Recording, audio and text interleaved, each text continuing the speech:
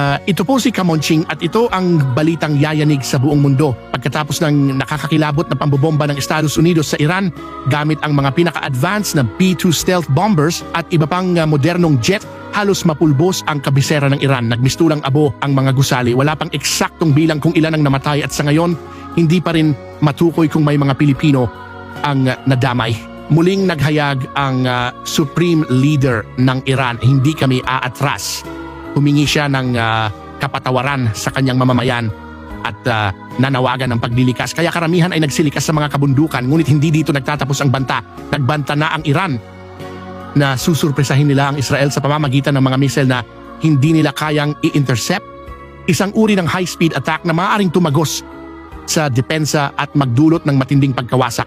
Bukod pa rito, asahan na rin ang panganib ng chemical warfare, mga kemikal na maaaring sumabog sa hangin at kumalat sa mga karatig bansa. Ito ang pilit na iniiwasan ng buong mundo, pero ang mas mabigat pa, pinangangambahan ang pagpasok ng Russia, kilalang kakampi ng Iran. Kapag nangyari ito, lalawak ang digmaan, babagsak ang ekonomiya at madadamay ang buong mundo.